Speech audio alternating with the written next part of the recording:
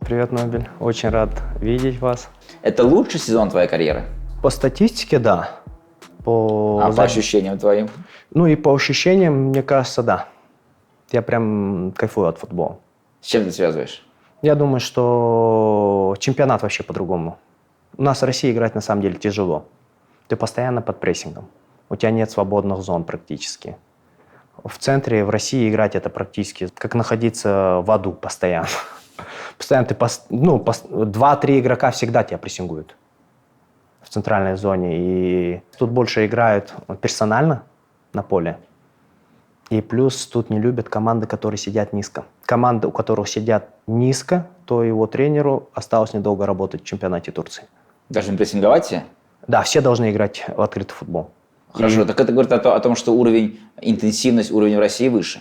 Интенсивность футбола тут выше, тут ты постоянно играешь в футбол. В России очень много команд, когда ты играешь в «Зените», считай, что 99% команд, они все сидят в обороне и просто с тобой бодаются. Ну, это реально так. Я даже сейчас недавно включал, это просто кто кого переборет. Тот же «Урал», который мне очень нравится, при Гончаренко. Я смотрел несколько матчей. Я смотрел матч «Зенит-Урал». 2 раза добежал «Урал» до ворот «Зенита». Это, считай, что великолепно. Там «Зенит» вообще просто не давал им продохнуть. Постоянно под прессингом, они постоянно... А тут ты, получается, Бешикташ может играть с Хатай, который сейчас снялся, и Хатай выиграл у них. И плюс еще очень хороший момент в этом, что в чемпионате Турции премиальные за телевидение, они распределены так, что за победу всем платится одинаково. Ты выиграл, на следующей неделе тебе деньги перечислил Лига за победу. Сразу? Да, команде перечисляют. 10 игр выиграл, ты получаешь 25 миллионов лир. Из 36 игр ты выиграл 10. Почти 2 миллиона долларов заработал. А в таких региональных командах бюджет команды. Где уровень выше? В России или в Турции? Конечно, в Турции. Конечно, в Турции? Конечно, несомненно. Подбор футболистов. Сейчас, если мы сравниваем Турцию и Да, Россию... прямо сейчас, да? Прямо сейчас Турция здесь. А РПЛ? РПЛ где-то здесь. Мы можем сравнивать даже по стоимости футболистов. Недавно статистика была пару дней назад. Турция в 9 по стоимости футболистов. Под миллиард. А уровень футбола? Уровень футбола двигает же футболисты. Если уровень футбола был бы слабый, я не думаю, что за него ехал бы Икарди, ехал бы Мертенс, хоть я ему говорю 35, но Мертенс топ-футболист. Заньола недавно приехал. Да, я говорю, Заньола приехал, у Бешикташа великолепные футболисты, у нас футболисты, которые поиграли во многих лигах. И чемпионат очень хороший. Ты забил Бешикташу и отпраздновал в стиле Уэйна Руни. С чем это было связано? Это было связано с тем, что мне сын сказал, пап, ты постоянно празднуешь так, а давай сейчас ты отпразднуешь вот так, как я тебе покажу следующий гол, когда забьешь. Я сказал, хорошо. И, честно сказать, я даже не знал, что это Уэйн Руни, потому что мне сын показал, и так получилось, что я на следующий день забил. А он практически все жесты знает, всех игроков, поэтому придется много сейчас забивать, но для меня всегда самое важное, это принести пользу для команды, чтобы она выиграла. Но с переездом, честно скажу, в чемпионат Турции я понял, что в первую очередь тут люди ставят свою результативность выше всего. То есть? Они могут тебе не отдать, даже если ты будешь в пустых ворот. Ты имеешь в виду нападающие или вообще все футболисты? Большинство, да, все атакующие игроки, за исключением некоторых игроков, мне кажется, 80% пробьют сами, чем отдадут.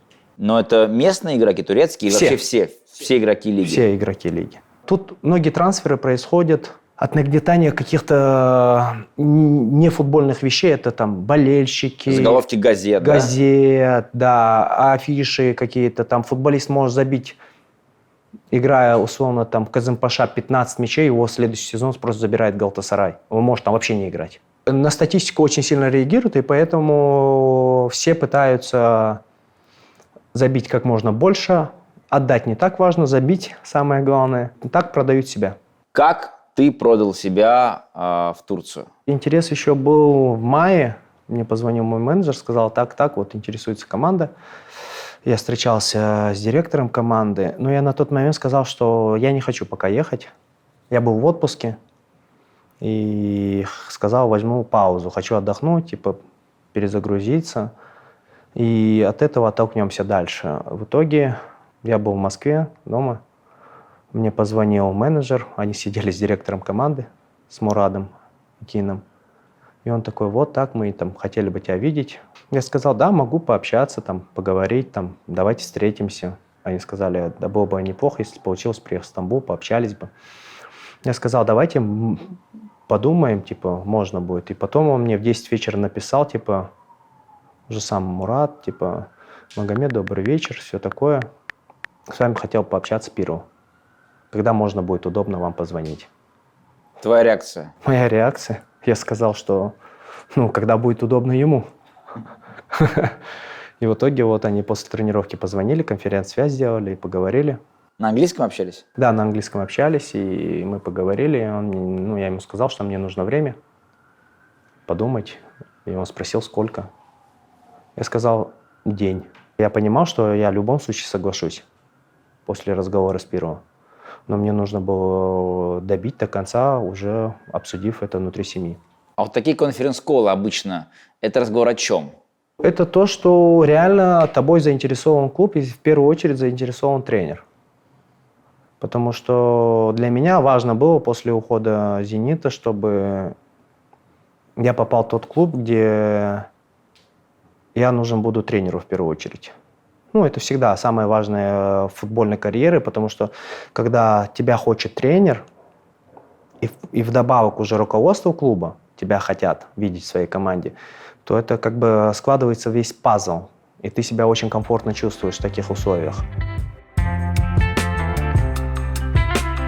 А теперь важная новость. Российская премьер-лига при поддержке компании Винлайн учредила новую ежегодную футбольную премию, которая впервые будет вручена по итогам сезона 22-23 Винлайн Герои РПЛ. В премии принимают участие все клубы лиги, выступающие в этом сезоне, а номинации разделены на два блока – спорт и маркетинг. Вот так выглядит полный список номинаций в спортивном блоке, а вот так в маркетинговом. Тут есть из кого выбирать. Премия объединит на одной площадке всех представителей футбольной семьи. До 20 мая в голосовании принимали участие спортивные журналисты, а уже с 20 по 27 мая отдать свой голос по каждой из номинаций может любой желающий на специальной платформе. Вот ее адрес. Сама церемония Винлайн Герои РПЛ состоится 4 июня. Ну а пока ваше время. Переходим по ссылке в закрепленном комментарии, делаем свой выбор.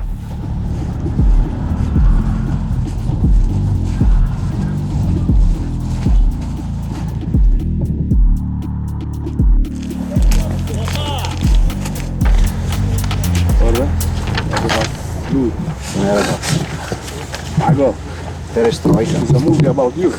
Блядь. На русском не матюкайся, не записывают. Да? Пошел нахуй. Сейчас уже можно не снимать знаки, потому что все, контракт расторгли. С тобой? Лишних нет, будет лишних. Я тебе дам, у меня там есть. Все, я забронил. La conosciamo, una squadra che attacca con tanti giocatori. Move and talk, move.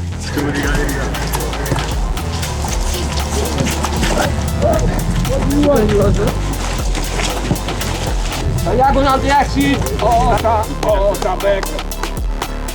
Ota back. Bravo Mago.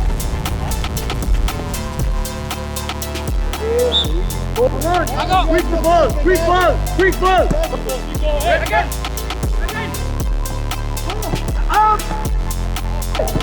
Bravo, bravo.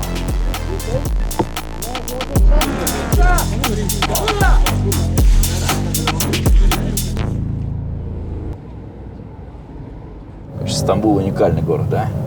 Да, уникальный. Просто уникальный. Слушай, у него огромные как бы возможности этого города в плане того, что он еще бы, весь Мага, мир соединяет. Ну, конечно, еще бы. Ну, красиво очень. Прям реально Очень красиво. офигенно. Вот даже посмотри в ту сторону. Так, вообще просто фантастика. Как тренировка, Мага? Нормально, сегодня тактическая была. Недолго, вот. То есть сегодня Пирло объяснял, как правильно... Да, как будем играть против Фенербахче. Но наш выпуск выйдет после. Как будете играть? Мы ничего не запалим. Слушай, сейчас. мы играем всегда в одной расстановке, он просто расставляет правильно игроков. Как бы через какие зоны будем выходить. Например, сейчас мы там из-за того, что Фенербахче очень высоко прессингует и центральный халф постоянно прессингует, центральный халф будет освобождать зону для левого и правого защитника, чтобы они в центр заходили. И вы типа через пас будете... В любом случае через пас. Вообще выбивать нельзя. Только в крайнем случае. И то это тоже вот наигрывалось в плане того, что команда оттягивает игроки и разыгрывает и на вратаря, и вратарь дает черпак. Не бьет, а как бы на нападающего и идет подбор. Ну, на своей половине, потому что они персонально играют. Тут все команды играют персонально практически. У вас же не богатая команда. Не богатые. По меркам Турции не богатые. Какая средняя зарплата здесь? Ну, вряд ли там 2-3 миллиона евро. Нет средних таких зарплат в командах. Это 2-3 миллиона, это, я думаю, что какой-то топ-футболист, которого привезли. Сейчас. Но ты своей доволен зарплатой? Я доволен. Я всегда был доволен теми деньгами, которые я получаю, потому что я работаю и получаю деньги.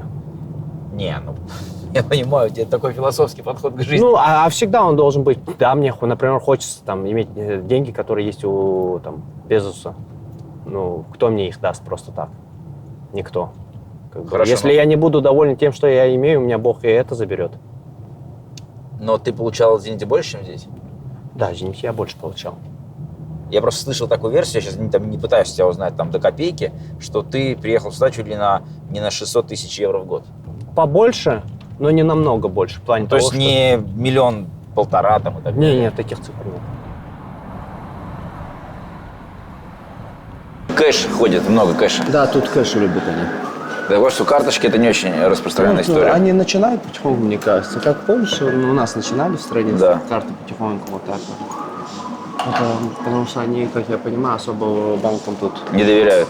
Ну, как и... То есть люди наличные банки держат. тут хорошие на самом деле, банки нормальные. Не, просто я смотрю, сегодня там, везде, здесь да? кэш, везде. любят, да. Такси кэш берет, только кэш, Да, в потому что магазинах они кэш. любят платить процент банку. В многих ресторанах, кафешках тут, они больше, когда счет 1000 лир, Ага.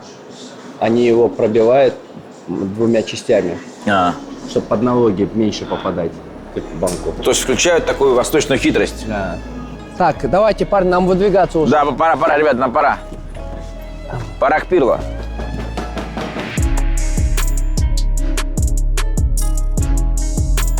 Я Батирен Руссо и Эльба Традусир. Vale? Sì. Андрей, когда возникла идея пригласить Оздоева в вашу команду в Турцию? Он сказал, что решающий момент – это конференц-зум с вами, с Андреа Пирло. Он сказал, когда я поговорил, я понял все. Что вы ему сказали тогда? Я просто спросил, есть ли у него желание присоединиться к нашей команде. Рассказал, как мы играли, как вижу его игру, объяснил некоторые тактические моменты. Он согласился приехать, и мы были очень довольны, потому что он важный игрок. Столько лет играл за «Зенит», столько матчей в Лиге чемпионов. Для нас это представляло особую ценность. Ваша книга, если не ошибаюсь, называлась «Думаю, значит, играю». И вы вообще играли в футбол головой, а не ногами, как многие считали. Оздоев – это скорее вот про эту работу, про то, что необходимо бегать, покрывать объем работы, или он футболист, который может, опять-таки, действовать как классический итальянский реджиста? Сначала ногами, потом головой. Он должен работать над этим, потому что иногда, в том числе во время матча, Магомед отдается эмоциям, желанию немедленно что-то сделать. Однако чаще всего нужно сначала подумать, а потом уже реагировать. Это вещь, которую можно улучшить, и он успешно работает с ней по ходу сезона. Вначале он часто не держал позицию, мог оказаться в любой точке на поле. Сейчас он гораздо дисциплинированней. Андрей, при этом ваша команда одна из самых играющих в турецком чемпионате. Забиваете много, пропускаете много, и при этом самый зрелищный футбол показываете. Это не очень похоже на итальянских тренеров. Как так вышло именно у вас в Турции? Да, мы забили много голов, но и пропустили тоже много. Особенно в начале сезона, когда пытались найти баланс. Сейчас дела получше. В Италии скорее очень стараются не пропустить и забить хоть немного. Однако мой стиль, мое видение подразумевает атаку, навязывание своей игры, поэтому важно забить больше, чем противник. Конечно, пропускать при этом лучше поменьше. Ты говорил про Сарри, что он один из топ-3 твоих любимых тренеров в Европе. Я помню, была такая цитата. Кто остальные двое? И насколько сейчас Пирло претендует на место в тройке? Я думаю, что поработав сейчас Пирло, мне не нужно ехать на стажировку к Сарри. Объясни. Он взял все лучшее итальянское в себе. Я прекрасно помню ваше интервью, где вы говорили, что 3 главных тренера в вашей карьере – Конте, Анчелотти и Липпи. Скажите, какая вообще ваша философия футбола? Это все же футбол современный, через пас, через огромное количество передач, то, что делает Сарри, или все же ближе к классическому к Анчелотти и Липпи? Я рос с футболом 20-летней давности. Я работал с Анчелотти, Липпи, великими тренерами. Это было счастье. Но это был и другой футбол. Постепенно он изменился. Футбол вообще быстро меняется. И мы перешли к футболу Гвардиолы, к футболу Сарри, к футболу Де Зерби, который тоже сейчас очень хорошо смотрится. Мне нравится контролировать игру, много владеть мячом. Игроки всегда взаимозаменяемы, всегда в движении. Конечно, нельзя сказать, что какой-то стиль гарантирует регулярные победы. Но как философия игры, у меня в голове это, то, что ближе к современной модели. Вы уже говорили о том, что футбол изменился за 20 лет. А как он изменился? Какой сейчас футбол? Изменился футбол, изменился образ жизни футбола. Сейчас у тебя есть все, чтобы играть на высоком уровне.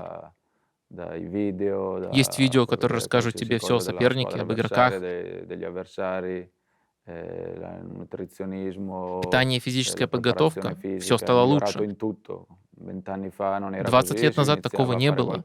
Если ты что-то начинал делать, это было не на таком высоком уровне, как сегодня. Чем больше времени проходит, тем лучше он становится. Но мы уже на таком уровне, что у тебя есть все, чтобы делать, что ты захочешь. А что будет с футболом через 5 лет, как вы считаете? Он станет еще быстрее. Может, будет много борьбы 1 на 1. Будет много игроков, которые будут еще быстрее. Все-таки сейчас выделяются именно такие футболисты.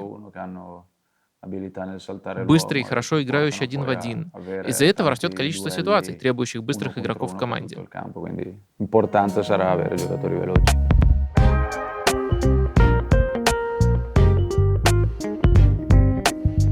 Весна – отличное время для поездки в Турцию. Погода уже комфортная, а цены в отелях еще крайне умеренные, особенно на побережье. И особенно если бронировать через приложение One2Trip.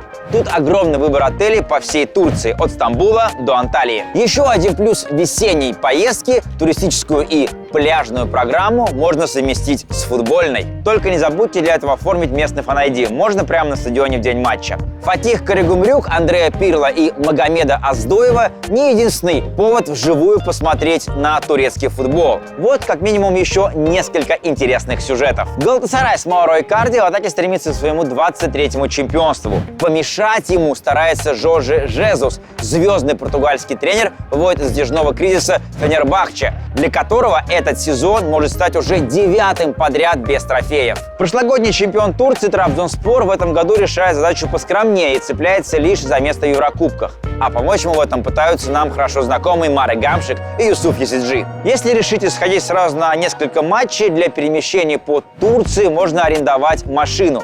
И это можно сделать также в приложении One2Trip. Там, в принципе, очень выгодно и комфортно планировать всю поездку под ключ. Помимо бронирования отеля и аренды автомобиля, в приложении можно найти оптимальный вариант по перелету и даже заказать экскурсию. И все это, разумеется, актуально не только для Турции. В One2Trip доступно более 2 миллионов отелей и апартаментов по всему миру, которые можно забронировать по специальным ценам. А если пользоваться travel-картой с большим кэшбэком, поездки будут еще и выгоднее. Можно получать до 15% за каждое бронирование обратно бонусами и тратить их на следующие поездки. Еще один способ оптимизировать бюджет на поездку – забронировать отель через 5 дней после покупки билетов. Тогда можно получить скидку до 37%. И важный технический момент – в One2Trip принимаются к оплате карты всех российских банков. Переходим по ссылке в описании, скачиваем мобильное приложение One2Trip, оформляем travel-карту с большим кэшбэком и путешествуем с максимальной выгодой.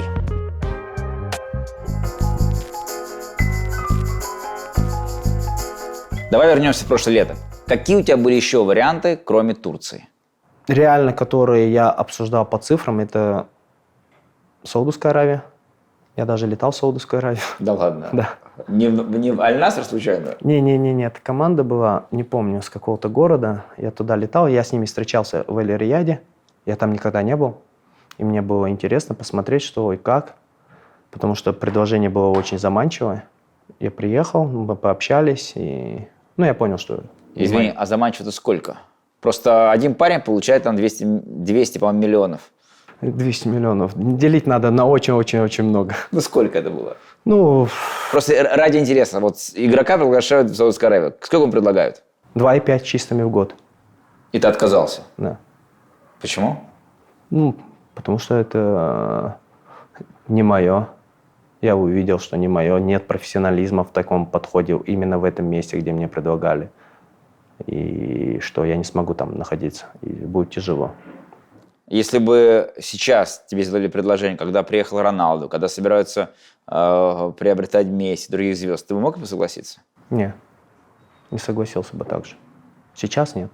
И тогда нет. Через пару годиков может быть. Но сейчас нет. Уровень все равно. Криштиану же не двигает уровнем футбола в Саудовской Аравии. Он двигает имиджем футбола. Но он не двигает потолок поднимания качества футбола. При том, что в Саудовской Аравии самый сильный чемпионат во всем Азии. В регионе, да. В Азии, считай. Ты считаешь, во всей Азии сильнее? Да, самый сильный чемпионат. Они чемпионы всегда там, саудиты. Они же постоянно играют в финале чемпионата мира в клубных. Твое решение уехать, оно с чем прежде всего связано было? С решением, в первую очередь, конечно, это то предложение, которое я получил в начале февраля от французской команды Лиля. От Лиля? Да. Так, и как все это развивалось? То есть я правильно понимаю, у тебя в январе остается полгода до окончания контракта.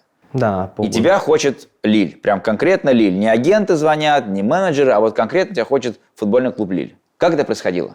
Мне сначала позвонил мой менеджер, сказал: Мага, так. Вот тобой интересуется французский Лиль. Я сказал, почему бы нет. Мне это нравится, они тем более были чемпионами страны и играли в Лиге чемпионов. Как раз они прошли раунд, они играли с Челси. Лига чемпионов, из группы вышли они. Это было мне интересно, и в итоге я сказал, что если это есть конкретика, давайте, почему бы нет. И в итоге мне на следующий день сделали конференц-связь сначала спортивный директор, и, получается, был посредник, который со стороны Франции был, который принес это предложение. Да. И этот парень у нас в Бельгии, он давно там живет. И в итоге мы поговорили с спортивным директором, обговорили, они были очень заинтересованы. И в итоге они вызвали на переговоры уже во Францию представителя. То есть твой менеджер Кстати, кто это? Это Анзор Гаргаев? Да, Анзор мой друг, менеджер, брат, как бы все вместе. И Анзор летит во Францию? Не, Анзор не летал, а во Францию летел вот посредник, который привез предложение. Он как бы общий друг. Он с Бельгии, он полетел во Францию. Оттуда уже позвонили мне с конференцией, президент клуба был, спортивный директор. Мы поговорили, они сказали, что все, как бы мы очень заинтересованы. В течение пару дней мы вышли предложение от клуба, и президент сказал, что поможем всем, не переживай, приедешь, все будет хорошо. В итоге через 2 дня они прислали предложение. Прям предложение, срок контракта, сумма зарплаты. Это было по сроку контракта, по условиям, получается, и остальные моменты, бонусы какие будут, что будут, какие результаты. Все, в общем, это было расписано, прислали смс от клуба. Угу. И менеджер мне переслал, я подтвердил. Сразу? Да, я сразу сказал, все нормально, двигаемся. И у нас была встреча назначена в Испании после игры с Бетисом. Мы должны были встретиться. Ответной игры? Да, ответной игры на выезде. У нас игра 24-го была, и после 22 числа, это все сошло на нет. Так, давай еще раз. То есть я правильно понимаю, что 24 февраля в Испании Бетис-Зенит. Да. Тебе должен приехать представитель Лиля уже с контрактом, чтобы подписали. Предварительный контракт должен был быть, потому что обговаривались так, и они все должны были прилететь 23 числа. И в итоге, так получилось, что та ситуация, которая произошла между Россией и Украиной, она повлияла на трансфер.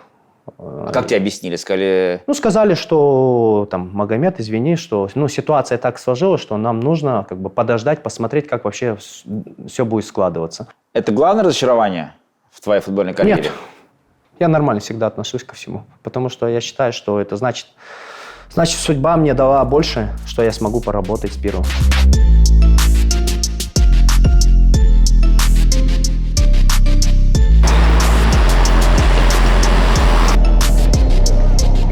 Это же S-класс. Да.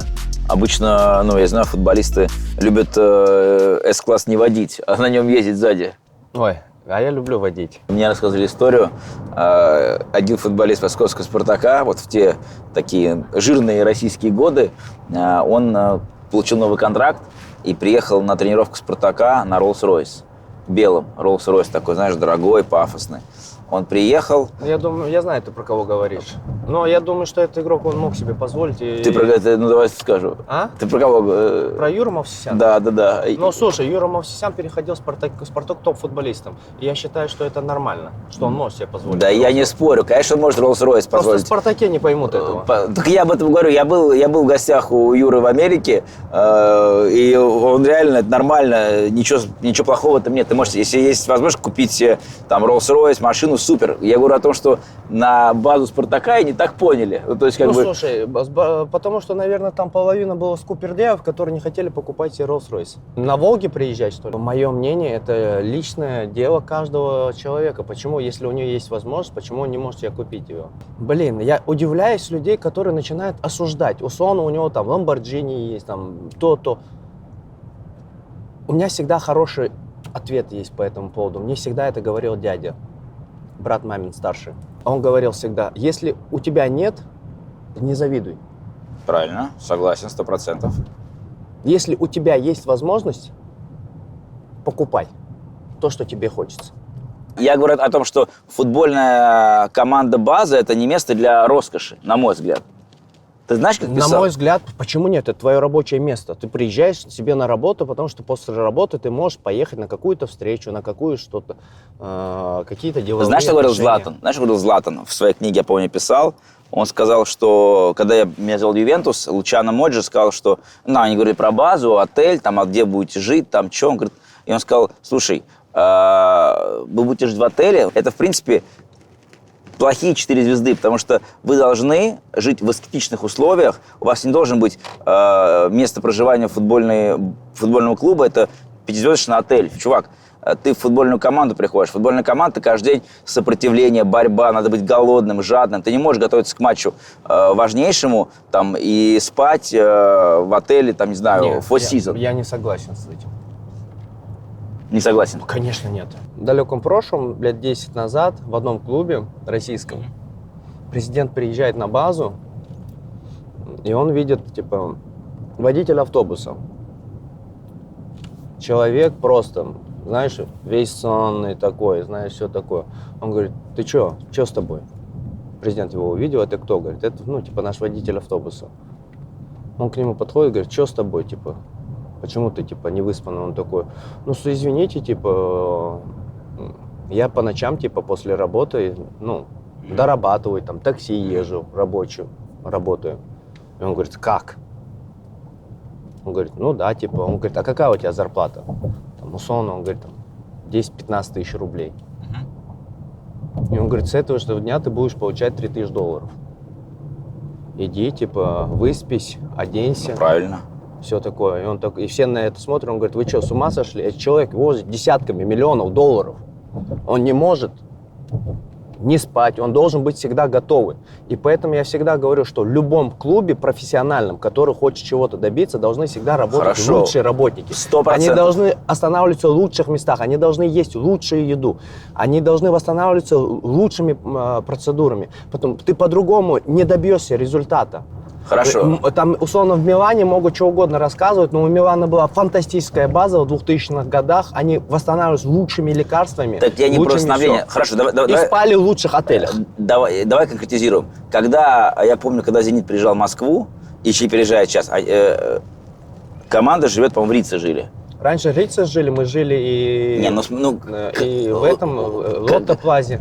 Команда приезжает играть в футбольный матч и живет в Рице, самый дорогой отель Москвы. Почему «Зениту» не жить в Рице, если у «Зенита» условно 50% скидка на проживание в Рице? Это круто. Вот, например, мы здесь. Мы заехали один раз там, типа, в отель. Утром просыпается, мне первый подходит, говорит, Мага, как ты спал? Я говорю, я вообще не спал просто. Я говорю, подушка просто нереально, на ней спать невозможно. У меня шея болит, я пошел сразу массироваться перед игрой утром. Ага. Он говорит, я тоже не спал, Маг, до 5 утра невозможно спать. И он президенту говорит, мы просто не будем там больше жить. И это зависит от уровня комфорта отеля. Понимаешь, ты можешь заселиться в двухзвездочный отель, но у тебя команда вообще не выспится. Но мы говорим сейчас про крайности. Но это не крайность, это нормальное явление. Вы, наверное, жили в каком-то отеле? Нет, мы жили в 5-звездочном отеле. Ну, значит, плохой отель, там больше жить не надо. Но я об этом тебе и говорю. Просто ты должен... Почему «Зенит» условно живет в Рице? У «Зенита» состав почти на 1 миллиард по тем временам. Поэтому они и живут в Рице. Безопасность. Все это заключает, потому что ты не можешь лететь на кукурузнике на какую-то игру и вести 2-3 миллиарда рублей на борту. Любая жизнь, она бесценна. Но команда летит условно там чартерным рейсом, она не может лететь на каком-то кукурузнике, как мы летали в Рубине. Знаешь, это ты сидишь вот так вот, а он у тебя тарахтит, он летит. Вот это катастрофа, это я согласен, что так не должно быть. Это не в плане того, что там мы зажравшиеся или что-то. Потому что любой клуб, он понимает, что он вкладывая десятки миллионов долларов, он должен создавать комфорт в первую очередь и безопасность. Это их бизнес, проект, это их вложенные деньги. Поэтому «Зенит» и живет в Рице. Хорошо, а скажи мне, Мага, а как ты считаешь, вот когда вот такие условия для футболистов, лучшие отели, не то что хороший, комфортный, а лучший, да, номер 1 в городе отель, все самое-самое-самое, это футболистов оставляет голодными? Конечно, футболисты же... Мотивация, это конечно, оставляет мотивацию? Понимаешь, в топ-командах приглашают футболистов, которые голодные до побед, они хотят выигрывать титулы. Ой, типа... Они устали выигрывать. Там, да это все ерунда. Никто не устал зарабатывать деньги. Миллиардер хочет заработать еще больше денег. Там рубль заработал, ты хочешь еще больше заработать. 2 рубля хочешь заработать. 2 рубля заработать, 3 рубля. И вот так вот титулы тебе приносят деньги. Больше денег. Вот ваша база. Fiat, Renault, Ну да, BMW, ну обычная, Volvo. Где Кокорин здесь? Где местный Кокорин? Я не вижу. Местный Кокорина тут нет. Или ты его роль выполняешь? Слушай, знаешь, весь вопрос в Турции очень дорогие машины. Очень дорогие машины. Это в Европе то, что ты сможешь себе условно позволить купить там Lamborghini, Aventador, то есть за эти деньги ты купишь там, не знаю, там Mercedes S-класс. Я понял. У меня под домом находится салон. S-класс такой, он у них стоит почти под $1 миллион. Вот такой S-класс $1 миллион стоит? Да. Да ладно? Да. Офигеть. Ты хочешь сказать, что такой в Европе стоит 200 тысяч? Меньше намного, меньше. А здесь $1 миллион? Да, они вообще сумасшедшие. 5 раз дороже? Да. Если вот мы завозим машину, я вот завез, я хочу ее типа поставить на учет в Турции. Мне надо 100% стоимость внутрирыночной Турции заплатить за нее. А, да ладно. Да. То есть тут... А, я понял. То есть тут как бы растаможка стоит космических денег. Для космических денег. И они поддерживают так внутренний рынок. И плюс больше 3 литров двигатель, ты попадаешь под налоги большие. И поэтому ты видишь тут все малометражки, как в Италии. Вот видишь. Ну, весь вопрос в том, что дорого. ко мне в паркинг спустишься, там увидишь, как богатые турки Я живут. видел. Там у тебя Range Rover стоит, Геленваген какой-то видел. Там самый простой Range Rover Геленваген. Всё. Они умеют жить тоже. Че, парни, погнали? Да, погнали.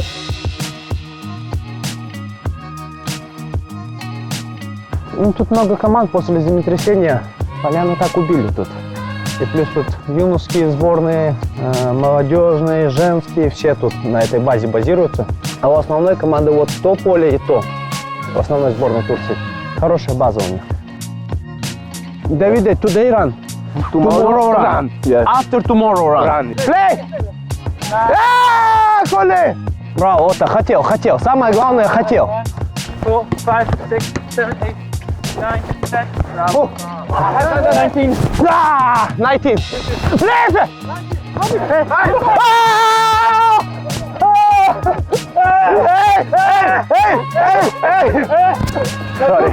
Sorry. No. One, this no. Fratellino, no. No. Shoot free, yeah? Yeah. I go through. Yeah.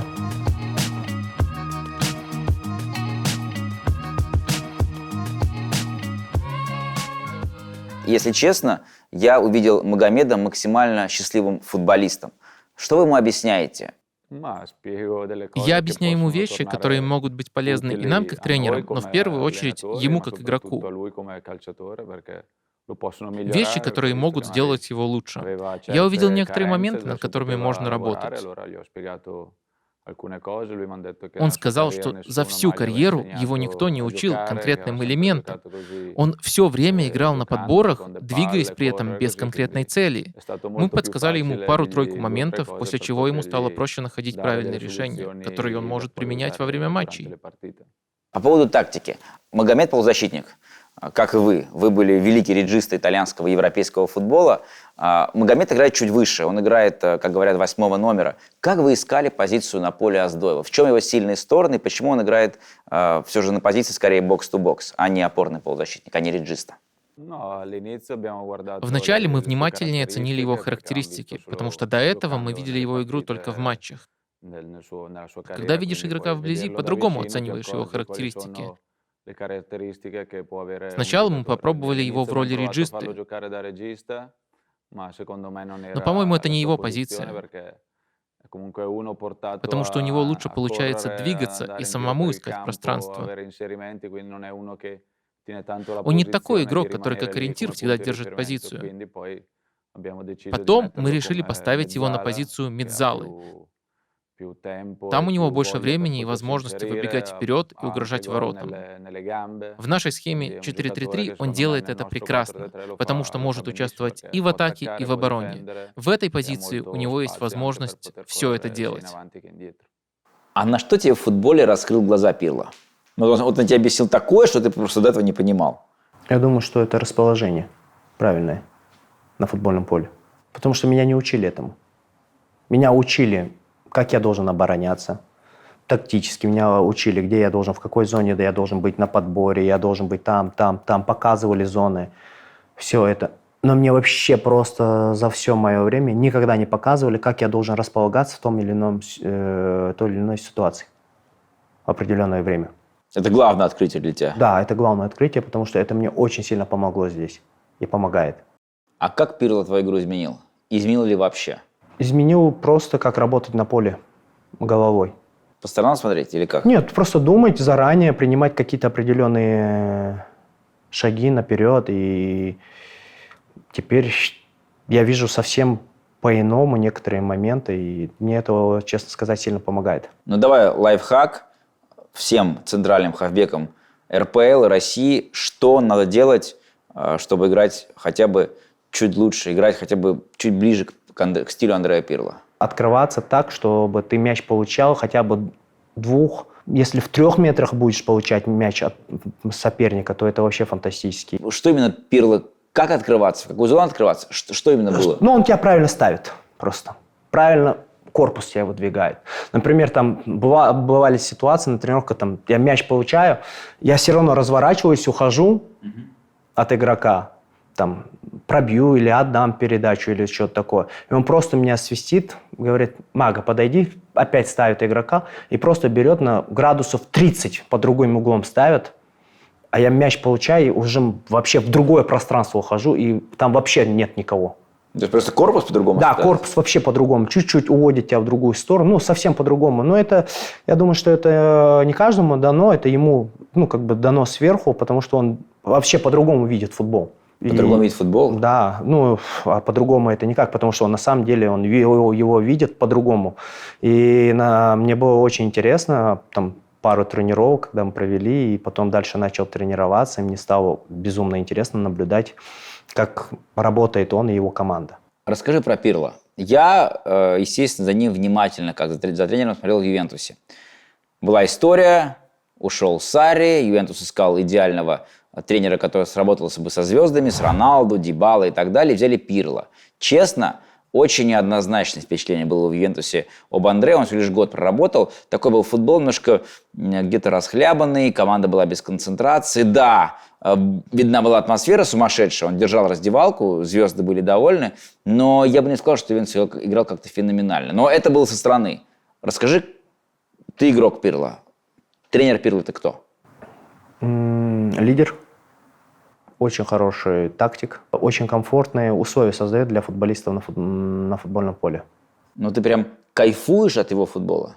Можно сказать и так, да, кайфую, потому что я реально знаю каждый маневр, я знаю, что мне делать, где мне нужно быть, и где я получу мяч, и что мне дальше делать, это самое главное, после получения мяча. Ты можешь Пирло сравнить с кем-то из российских тренеров? Нет. Ну, не знаю, нет? Нет. Никто так не погружался в тактику, как Пирло? Из всех, с кем я работал, я думаю, что по разносторонности работы тренировочного процесса это первый номер 1. А именно с точки зрения вот именно тактики? Тактики это номер 1 Курбан Бекеевич. Даже круче, чем Пирло? Да. Тактика это козырь Курбан Бекеевича. Он знает. Мне кажется, что он ее выдумал. Так, а что он сделал такого конкретного, что ты прям расцвел в центре поля? Но все же есть крутая статистика, есть твоя качественная игра, есть твое счастливое лицо, я это вижу. Что сделал Пирло Да я такого? всегда счастлив. Ну, кажется, что сейчас ты прям удовольствие получишь от процесса. Мне хотелось давно окунуться в другой чемпионат, другую ментальность, попробовать, как это вообще. И это круто в плане того, что ты получаешь новые эмоции, это новый вызов, тебе надо все показывать заново, и тебе подсказывают, тебе делают правильно. Магомед, есть пример Дзюбы. Он тоже приехал в новый чемпионат, новые эмоции. Все, как ты говоришь. Приехал в Адану и провалился. Я бы не сказал, что Артем провалился. Он сам об этом говорит. Он говорит это в плане того, что провалился, он себя так ощущает, наверное. Но в первую очередь, мне кажется... Может, не он провалился это... Ошибка Артема была история. в том плане, что он невнимательно изучил саму структуру клуба. То есть? Потому что перед тем, как перейти в Фатих, я его изучал, как они вообще играют, какой футбол они исповедуют. И ты должен понимать, что, например, Артем у нас 20 забил бы за сезон в нашей команде. В твоей команде? Да. С чего ты взял? Потому что у нас нацеленность на нападающего. Мы играем на нападающего. Потому что у нас поэтому и забивает нападающий. То есть есть команды, которые... Она не играет на нападающих. А на кого она играет? Как она спрятана? На крайних хабов они играют. У них задача, это единственная команда, которая практически не разыгрывает от вратаря. В Турции практически все команды разыгрывают от вратаря. Не выбивают. Они просто бьют вперед. У них или вратарь сразу бьет, команда тянет, или они отдают защитнику, и защитник диагональ дает в угол. У них два быстрых крайних хава. И это не игра Дзюбы, ты хочешь сказать? Когда мяч вперед прилетает, и он там может Они развернуться. не на него бьют, они в зону бьют. На фланге. На фланге зону бьют, и они бегут. А нападающий у них играет роль, который должен оттягивать защитников. Ага. И им нужен очень мобильный нападающий. У них, если статистику посмотреть, у них нападающий. У них полузащитники забили больше, чем нападающий. У них центральный полузащитник забил больше голов, чем нападающий. То есть ты считаешь, что ошибся Дзюба, что пришел в эту команду? Он их не изучил просто. Это не его команда была. Но он не изучил их просто, их модель игры. Ну, я думаю, что... Потому что у них до этого играл Балотелли. У них нацеленность была по-другому. Они играли на Балотелли. И тут не сложился до конца пазл. У них любое движение раз-два и туда, раз-два и туда. И все поддерживают. А вы пытаетесь через пас... у нас практически... У нас, если вратарь выбьет... Штраф? Ну, не штраф, там ор будет такой со скамейки. У нас вратарь не может выбивать просто так. И вы через пас должны обязательно должны дойти до выйти, вывести определенную зону, разыграть, сыграть, там, если полустенку, диагональ, выход. И в любом случае у нас идет дальнейшее продвижение на нападающего. Мы играем то ли подача, то ли забегание, у нас завершение на форварда идет. Если Магомед будет брать на себя больше инициативу, заниматься где-то импровизацией, если Магомед будет чаще импровизировать на поле, это будет проблема для вас? Зависит от того, в какой части поля он находится. Если импровизирует в конце атаки, без проблем. Если начинает импровизировать в начальной стадии развития атаки и смещается со своей позиции, это проблема. Всю неделю мы работаем над тем, чтобы создавать на поле проблемы другим командам. Стараемся навести порядок в своей игре. Когда мы говорим про начальную стадию атаки, то она должна готовиться конкретным образом. Уже потом, последние 30 метров, можно придумывать, что хочешь. Тут игрок должен быть свободен в своем выборе. Его нельзя держать в рамках спланированных розыгрышей. Поэтому в финальной стадии атаки, пожалуйста, можно импровизировать. Но когда мы в фазе конструирования атаки, игроки должны делать то, что я скажу. Ну, давайте пример. Серия пенальти. Важнейший матч, и Оздоев подходит к точке и бьет, и хочет пробить в стиле Паненки. Как вы реагируете? Если забьет гол, то это прекрасно. Если не забьет, то это проблема. Время от времени на тренировках он пробует так бить. Иногда получается, иногда нет. Ваша цитата. «Вратарь Харт казался очень уверенным в себе, и такой гол стал психологическим ударом. Нужно было что-то сделать, чтобы одолеть его. Пенальти – очень личное дело». Это был сложный для нас момент. Мы уступали в серии пенальти. Он делал эти немного странные движения на линии ворот. И вот, в момент разбега, мне пришло в голову пробить Паненки. Не то чтобы я планировал это заранее. Я наблюдал за тем, как развивается ситуация, и во время разбега принял решение. И с этого момента история пенальти пошла по-другому. Давний вопрос от меня. Всегда мечтал вас спросить, какая полузащита сильнее? Миланская с Гаттузо и Зедорфом или туринская с Видалем, Погба и Маркизио? Это были невероятные полузащитники. И в Ювентусе, и в Милане я играл с чемпионами. Так что сложно выбрать. Я выигрывал как с теми, так и с другими. Значит, обе полузащиты хороши. А если выбрать одну? Нет, не могу выбрать. Хорошо. Ваши знаменитые передачи с центрального круга туда, в штрафную свободной зоны. Я все время не понимал, как вы это делаете.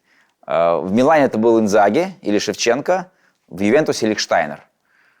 Даже был ролик у Ювентуса, как вы с Лихштайнером понимаете друг друга с полуслова. Это как? Это вы тренировали, это вы чувствовали друг друга. Это же невероятно тяжело. Эту линию офсайда обыграть с помощью вот этих закидушек с центра поля. Это получается, когда понимаешь характеристики партнеров. Когда каждый день тренируешься и знаешь, что может доставить другой команде проблемы. Ты понимаешь способности партнера, видишь, куда он бежит. Если все эти моменты складываются, уже не так уж трудно воплотить такой пас в жизнь. И мне, в принципе, нравилось делать такие передачи. В конце концов, все получалось само собой. Даже не надо было особо тренировать. Как часто ты разговариваешь с Пирло? Как часто он тебя приглашает на какие-то, не знаю, разговоры? Мы каждый день разговариваем. Просто можешь идти, разговариваешь на поле перед тренировкой. И о чем говорите? Просто обо всем. О чем говорили вчера? Вчера он говорил, что ты приезжаешь. Спрашивал, когда ты приедешь. Серьезно? Да. Он сказал, что Мага там мне сказали, что вот твои друзья приезжают, все такое там. Я говорю, да, я говорю, завтра прилетают.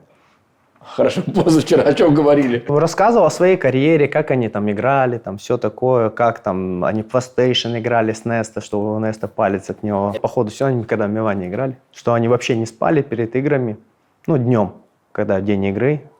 Они просто рубились постоянно в PlayStation. И они настолько много играли, что у Неста палец перестал работать нормально. Да ладно? И что он сделал? Ну, потом лечили, типа, то ли гипс, то ли вангет наложили ему. Я помню, для меня была вообще уникальная история, связанная с тем Миланом. Был Кубок РЖД, такой турнир, 2009 год или 2008, или даже, может, 2007, неважно. Милан был на пике. Команда недавно Лигу чемпионов выиграла в Афинах в 2007 году. И приезжает Милан в Москву, живут в дорогущем Рице.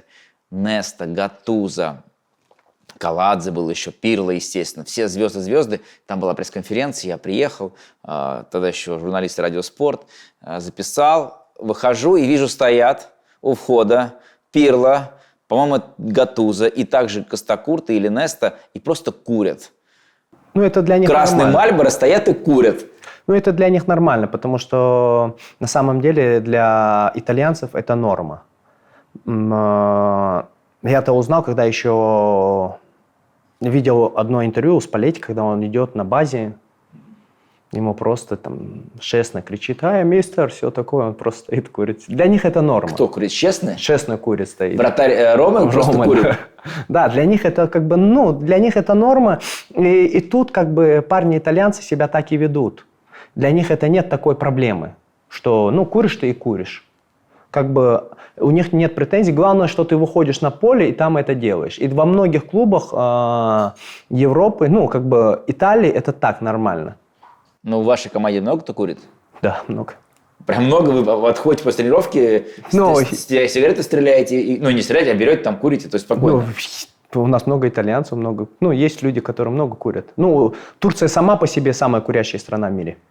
И нет проблем. Пирло вообще без разницы. Нет куришь проблем. И куришь. Он не видит в этом проблемы, потому что на самом деле парни большие профессионалы в своем каком-то определенном моменте, и я не думаю, что курение для них это проблема или какая-то там большая зависимость. Я думаю, что это больше как бы расслабление того, что они не могут там некоторые вещи себе позволить. В Италии же есть же даже фото, что как Зидан стоит на балконе, курит. Конечно, я рассказываю, тогда не было айфона, я не мог сфотографировать. Поэтому я-то помню, мои глаза помнят, как курили. Да, поэтому я говорю, что это как бы для них нормально. И они не видят в этом проблему. Как ты с ним общаешься? На английском? Да, на английском. У тебя свободный английский? Пообщаться могу. Не сказать, что у меня фантастический английский, но на ломаном могу пообщаться, и как бы не будет в этом проблем. Изъясниться я могу. Я просто не уверен, что у Пирло сумасшедший английский. У него лучше, чем у меня, но мы друг друга хорошо понимаем.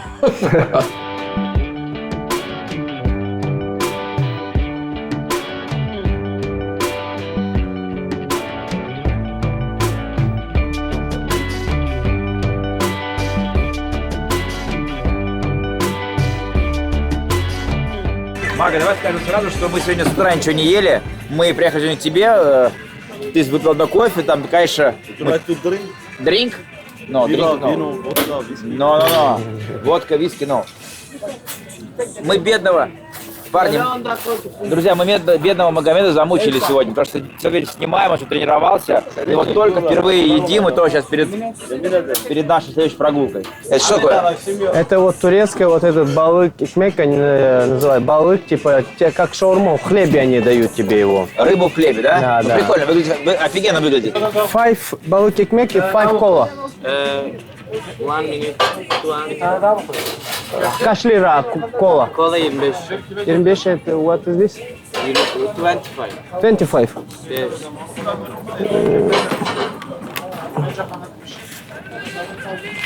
Teşekkürler abi. Погнали.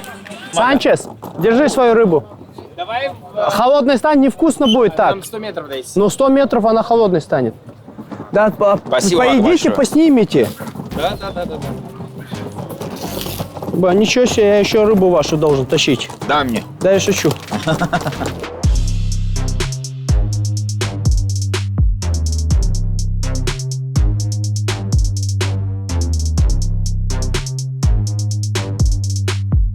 Магомед, ты сказал, что когда выиграешь чемпионат Турции, пригласишь нас на лодку покататься по Босфору.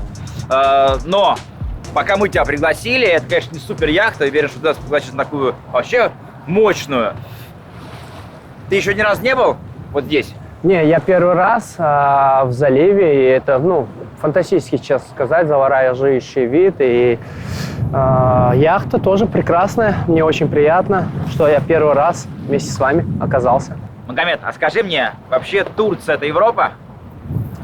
Турция, мне кажется, больше к Европе, да, нежели к нам. Больше к Европе, а не к нам. Да.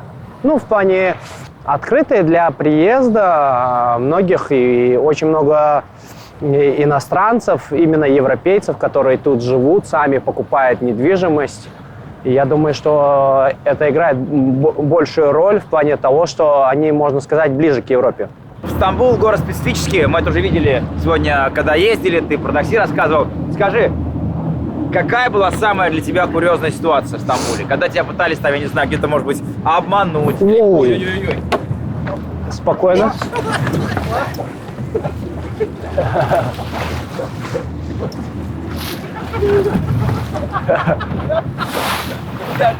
Нобель, держись. Поэтому не может быть надо уметь. Защита улетела.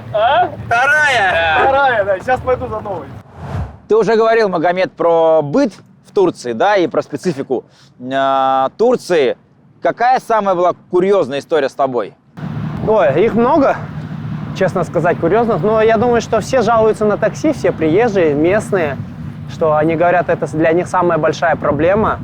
И да, была ситуация такая, что как только приехал, мы ехали в такси, и он нас просто там минут 15 вез, и он нам просто выставляет счет там 500 лир.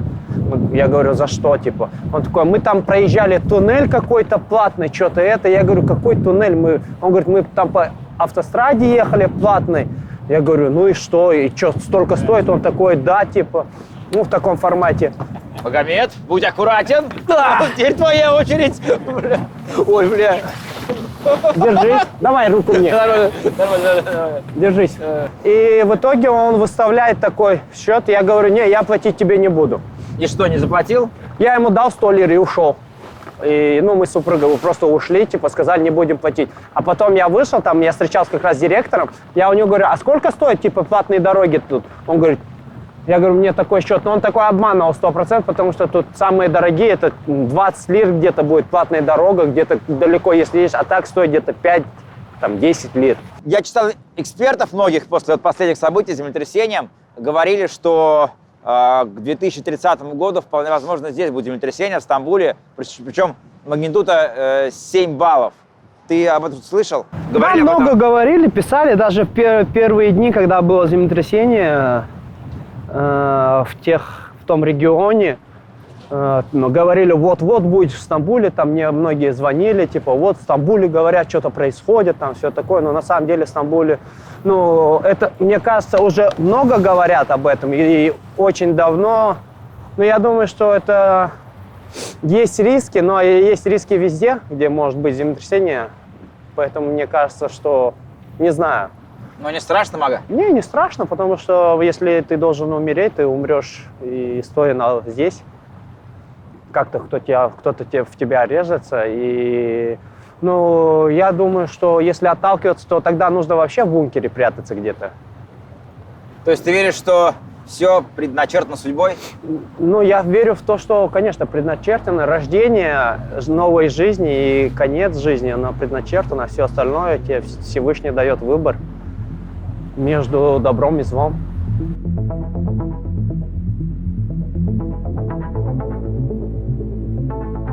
Шок был от того, что я увидел, как дома складываются. Когда я утром проснулся, меня разбудил старший брат, он позвонил. А я знаю, когда он утром звонит, очень рано, я знаю, что что-то не то произошло. Он мне позвонил, все хорошо у вас, что и как. У вас творится безумные вещи, у вас землетрясение, ты знаешь это, в Стамбуле все хорошо ли? Я сказал, да, я потом резко зашел почитать новые новости, и я увидел видео, как складываются дома, как люди погибают. Это было страшно. Я связался с клубом, какие наши дальнейшие действия, чем мы можем помочь, как нам поступить. Они сказали, приезжайте, мы все обсудим. Мы приехали, день потренировались, вышли на поле в этот день, чуть-чуть размялись, почтили память, и нам сказали, что 2 дня пока по домам, чтобы все успокоились, и дальнейшие действия скажут. Кто-то из партнеров или из клуба вообще уехал на это время или вообще разорвал контракт? Не, из нашей команды нет. А из других команд были такие случаи? Нет, если только в тех регионах, которые были. Там парни уходили, потому что им разрешали уходить. Большая беда, которая пришла для народа и для страны. Очень сильно переживали, и я на самом деле увидел, насколько они сплоченные в таких вещах, когда наступает такое горе. Прям все рынулись туда помогать, и даже когда передавали по новостям, что туда нельзя ехать, есть риски повторных землетрясений, они и были. Все рынулись, все помогали, все собирались на телевидении, собирали очень много денег на помощь, все ходили по рынкам, собирали помощь. Это большая беда, на самом деле очень много погибших, много людей, которые остались без крова. Все игроки, все команды собирались тоже, помогали тем, что мы могли сделать. Я видел, что ваш клуб тоже делал разнообразные акции, даже в них участвовал Андреа Пирло. Как лично тебя эта история коснулась? Какие-то были акции, в которых ты участвовал? Я помог чисто финансово. В плане того, что я не был в том регионе, потому что у нас продолжался тренировочный процесс. Мы собирали деньги и помогли. Потом несколько раз 2 этапами помогали, отправляли гуманитарную помощь 1 раз, а 2 раз переводили деньги в фонд для помощи. Что говорили в команде в тот момент? Потому что это коснулось и футболистов. 2 команды снялись, даже был погибший игрок. Да, в команде был шок, потому что у многих там были родственники. У некоторых работников они потеряли своих знакомых, родственников там, и для них это большое горе. Мы пытались как можем поддержать их, сказать слова поддержки. Максимум то, что мы могли сделать, это, я думаю, что мы старались. Какой-то фактор страха был, переживания за семью, но не было такого страха, что я боялся, что надо спать в машине. Многие, кстати, делали тут такое, что спали в машинах, собирали какие-то пайки себе и спали, ждали в машинах, потому что был ажиотаж.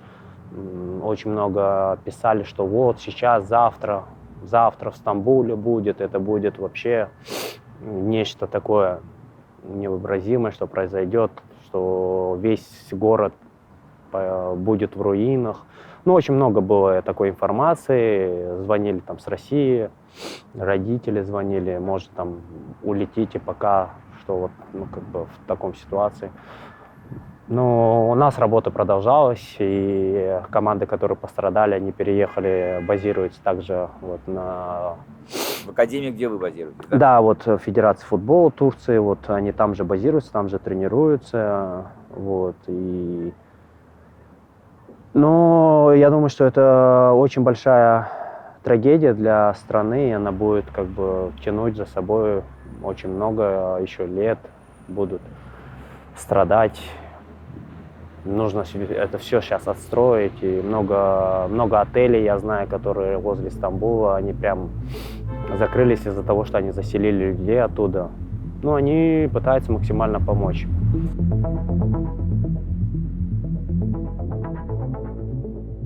Андреа, ваш главный опыт по итогам работы в Ювентусе. Это был один сезон, я его прекрасно помню, очень тяжелый сезон, еще был ковид, Ювентус очень сильно менялся, не в лучшую сторону. Вы смогли команду вывести в Лигу чемпионов в сложнейший момент. При этом вы ушли из Ювентуса. Какой главный опыт вы получили в тот год? Это был потрясающий опыт, ведь это мой первый тренерский опыт. И получить его в Ювентусе невероятно.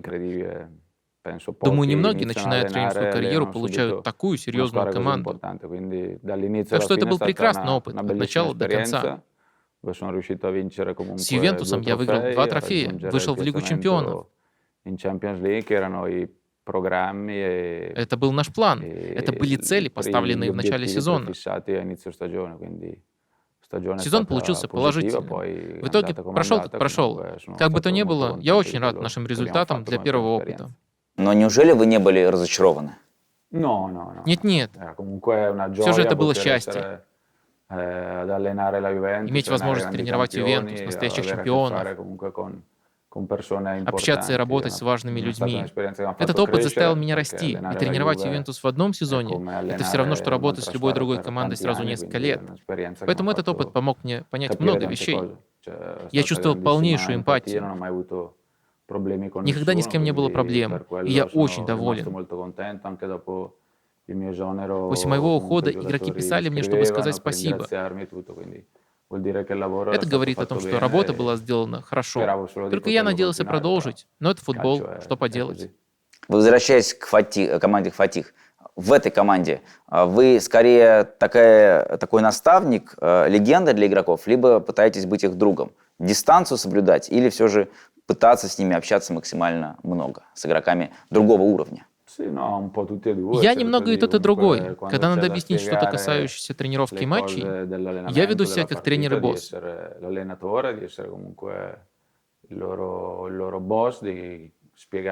Когда же можно пошутить и посмеяться, я и тут всегда готов. Я сам был футболистом и знаю, что такое гармоничное отношение с тренерами. Поэтому теперь я стараюсь поддерживать с игроками очень тесные отношения, потому что если между игроками и тренером царит гармония, это приносит результаты. Андреа, вы один из величайших итальянских футболистов, возможно, последний великий итальянский футболист, по крайней мере, атакующего плана. Вы начинали карьеру, у вас был сезон в Ювентусе, неплохой, попали в Лигу чемпионов, потом расставание. Почему вы выбрали Турцию?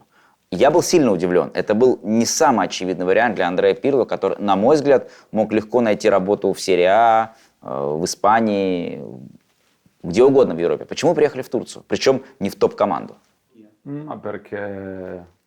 Потому что мне хотелось тренировать, хотелось расти. После того, как я всего год был тренером в Ювентусе, мне нужен был этот опыт и место, где я мог бы работать весь год. Работать над моими идеями, где была бы возможность расти каждый день, где была бы команда, с которой можно работать. И таким образом я выбрал Турцию. Несмотря на чемпионат, сильная команда или не очень, самое важное было иметь возможность роста, работы над собой, понимать свои желания. Я рад, что оказался здесь, что есть время экспериментировать с моими идеями. И это потихоньку привело к тому, что мы хорошо идем в чемпионате. Но это разве не риск? Андреа Пирло приезжает в команду Фатих. Но если не получится, это будет практически не самая приятная страница в биографии. Как потом карьеру возобновлять? Это же большой риск приехать в Турцию, в такую команду. Что ж, каждый думает своей головой. У меня было желание приехать сюда, стараться. Потому что всю свою карьеру я во всем старался достичь максимума.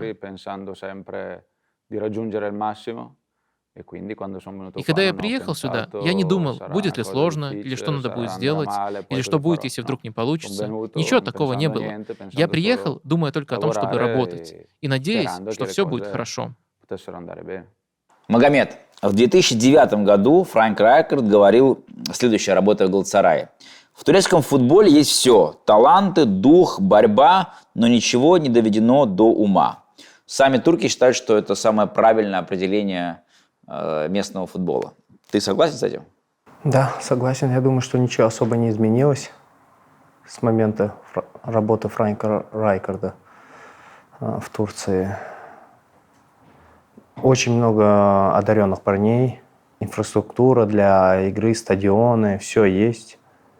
Ну, чемпионат сам интересен, но развитие, так скажем, местного футбола, местных футболистов, я сказал бы, при таком количестве одаренных парней очень мало. Самая большая проблема, мое мнение, что они не любят проходить через трудности. Не любят бегать, не любят много работать.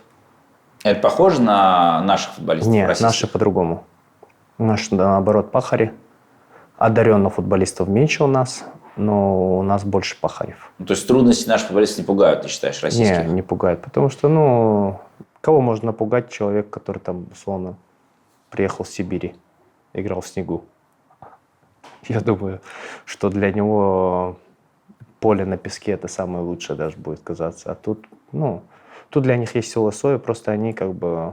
я думаю, что это большая проблема таких южных людей, в плане, что у них такой ритм такой спокойный, размеренный, солнце, пляж. Но ты тоже южный человек, ты с Ингушетии. Я южный человек, но с севера.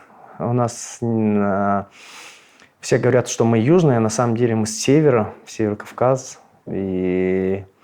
Подожди, Северный Кавказ, я понимаю, что там горы, холод, я сам детство провел в Пятигорске, но не могу сказать, что это север, это юг, да, настоящий юг. Настоящий юг, но я честно скажу, что мы тоже прошли через очень многие трудности, и у нас нет, в Ингушетии точно нет пляжей, нет моря, ближайшее море – это Дагестан, и у нас как бы испокон веков люди всю жизнь работали, пахали, жили на возвышенностях возле гор, и поэтому там тяжелые условия были. То есть у тебя поэтому такой закаленный характер? Я думаю, да. Поэтому я думаю, что ты с детства всегда, когда ты растешь, можно сказать, в нелегких условиях, приходится выбивать себе путь, чтобы выжить. Я думаю, это очень сильно меняет. Отрывок из вашей книги, Андреа. В раздевалке Себастьян Росси первым пользовался всеми ножницами для обрезания тейпов и пластыря. Если мы изменим порядок, удача отвернется. Когда он повторял это, я по старой традиции чесал яйца. Как вы сейчас проводите день матча в Турции? Какие у вас приметы, как тренера? К счастью, я не суеверный. Я никогда всем этим не увлекался. И день матча провожу в гостинице. Смотрю видео, анализирую соперника, нашу игру, потом приезжаю на стадион. Ничего необычного. Нет какого-то особого порядка для каждого матча. По-разному. Когда вы играли, то называли разминки тренерской мастурбацией. Теперь как относитесь к разминке? Также я не выхожу на разминку. Мне очень тяжело переждать это время от выхода на поле до начала игры. Поэтому во время разминки я остаюсь в раздевалке. Когда я играл, было очень тяжело терять это время до матча. Хотелось, чтобы игра начиналась сразу. Сейчас, как тренер, я чувствую то же самое.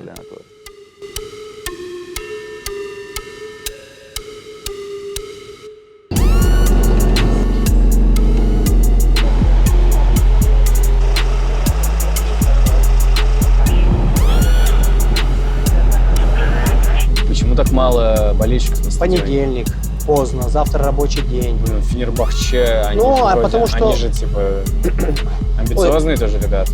Ну, для болельщиков их было достаточно нормально. Если мы играли в выходной, то было бы намного больше. Ну, сегодня понедельник, 20:30, люди завтра прям с утра на работу. Тут, на самом деле, они очень рано как бы относительно на работу, рабочий класс выходит.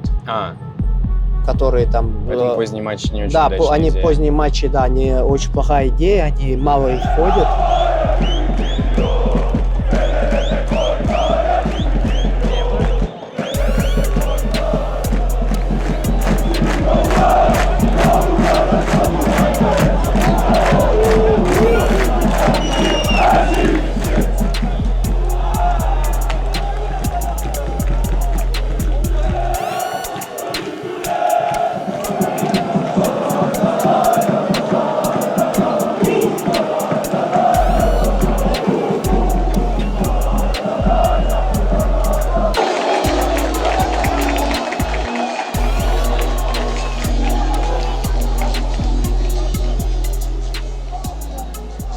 Ваш муж великий чемпион, а вы в таком стрессе.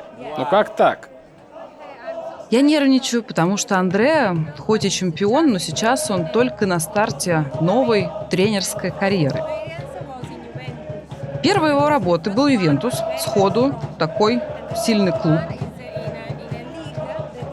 А теперь новая для него лига. Когда ты тренер, ты несешь ответственность буквально за все. И я хотела бы, чтобы у Андреа получилась идеальная карьера.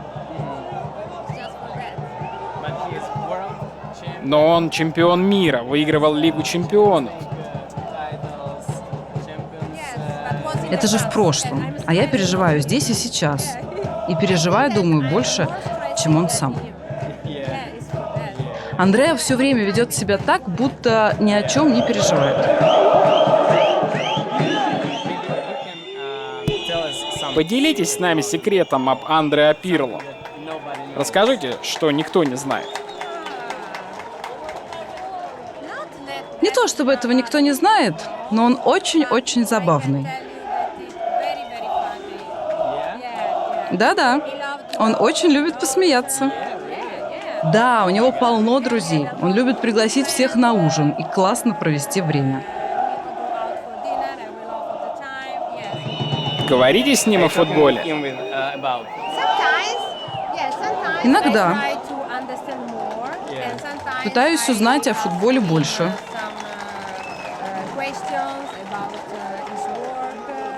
Иногда спрашиваю о его работе или о чем-то, что мне не ясно. Например, когда его команда развивает атаку от своих ворот. Стараюсь понять, что там к чему. И кажется, кое в чем уже разбираюсь. Да, мы любим поболтать в футболе. Когда Фатих станет чемпионом, как мы это отпразднуем? Думаю, мы должны отпраздновать очень мощно. Едем в Италию. Да, а лучше на Ибицу. Надеюсь, это когда-нибудь произойдет.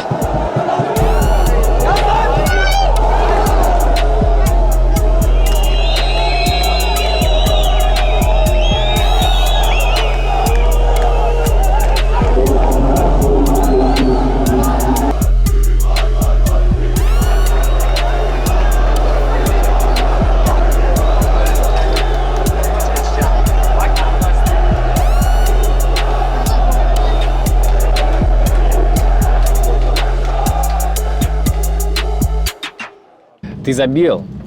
Как все получилось? Ой, я сначала уводил игрока для удара Коли.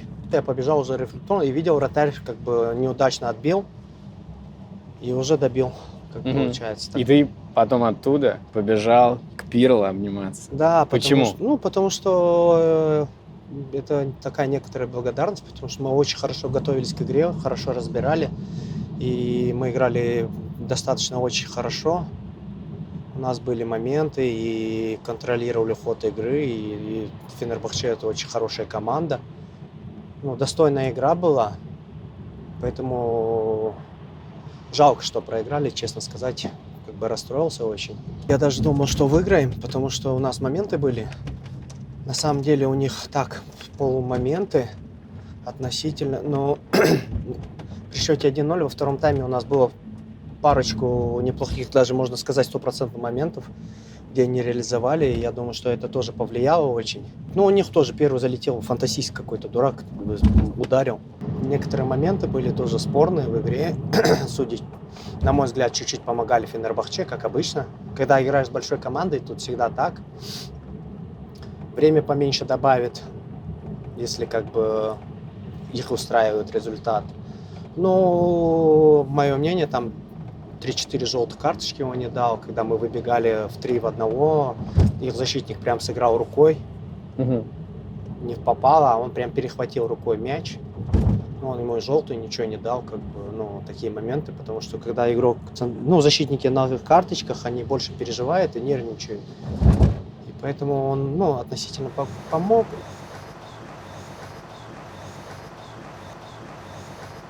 Скажи мне, а как Пирло раздевалку разносит, когда вы проигрываете? Ну, заходит, прям кричит, орет в плане того, что говорит как надо, что мы не выполняем то. Перестраивает игру, бывает. Ну, это прям летят бутылки или это? Не, бутылки не летят, прям повышает тон в таком формате. Андрей, я прекрасно помню ваши эмоции, наверное, самые яркие эмоции, то, что я видел, были связаны с Берлином, с Олимпийским стадионом в Берлине. Первая – это победа на чемпионате мира с сборной Италии. Вторая эмоция – это разочарование от поражения от Барселоны в финале Лиги чемпионов с Ювентусом. Скажите, какие эмоции были сильнее для вас? Самая сильная эмоция – это, конечно, когда выигрываешь Кубок мира. Это самое важное для игрока. Исполняешь мечту, которая была с самого детства. Иметь возможность сыграть на чемпионате мира и потом выиграть, думаю, просто нет слов, способных описать эти эмоции. Уже потом идет разочарование от проигрыша в финале Лиги чемпионов. Ведь это тоже очень важный трофей.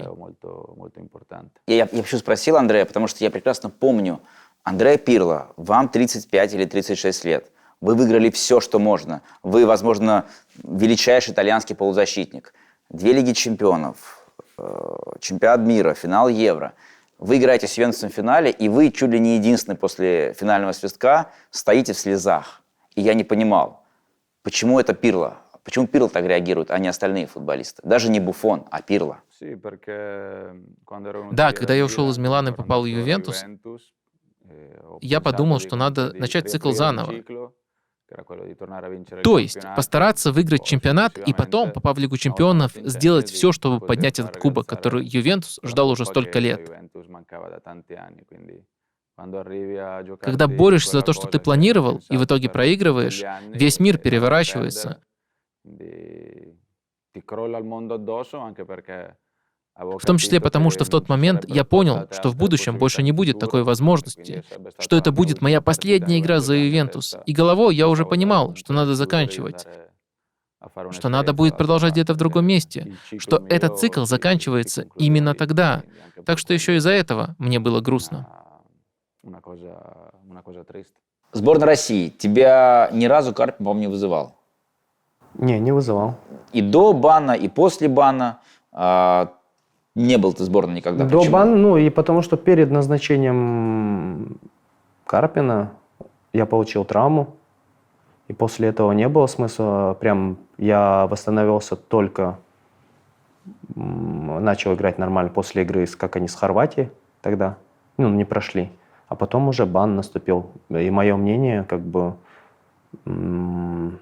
с какими-то вещами я соглашусь с Карпином, в плане того, что, если нас никуда не допускают, я не вижу смысла футболиста вообще даже там 29-летних, 30-летних, чтобы были сборной. То есть, если тебя завтра Карпин пригласит на турнир Центральной Азиатской конфедерации, который будет, по-моему, в Бишкеке, твоя реакция? Я думаю, что я очень хорошо взвешу, задам вопрос, зачем я там. И если мне будет ответ на это, я скажу, что для себя я, честно скажу, решил, что пока моей персоны нет необходимости в сборной, потому что лучше пусть играют там 18-летние, 19-летние, 20-летние, хоть и не хватает опыта, хоть проигрывают, но пусть лучше они играют, потому что когда нас допустят к международным соревнованиям, непонятно. Чемпионат Европы мы 100% пропускаем. Но мы уже отбор пропускаем, да. Ну и да, мы 100% чемпионат Европы пропускаем. Это 2 года. Ну да, до 25-го года. Ну, до 24-го года. Да, 25-й начнется. Блин, мне уже 33 будет. Куда? Вообще в плане того, что тебе еще надо отбор на чемпионат мира пройти. Чемпионат мира наступит, там уже 35. 34. Ну, вообще, я говорю, и поэтому я не вижу. Я бы лучше, пусть там проигрывают, выигрывают. Понятно, это сборная, это честь страны. Но раз мы попали в такую ситуацию, я думаю, что лучше пусть играют парни, которые там, условно, через 4-5 лет, они наберутся опыта, не будут бояться играть под давлением национальной сборной, и им будет комфортнее играть, и я думаю, что это нормальное явление. Я также и сказал бы по вратарям. Ты что имеешь в виду? Вратари, что пусть играет Ломаев, условно. Молодые пускай играют. Конечно, так же. Зачем, 33, сколько Писякову? Ну да, он уже взрослый, 33, по-моему. Он не нужен сборной. Мое мнение. Так же, как и полевые игроки. Они не нужны, взрослые.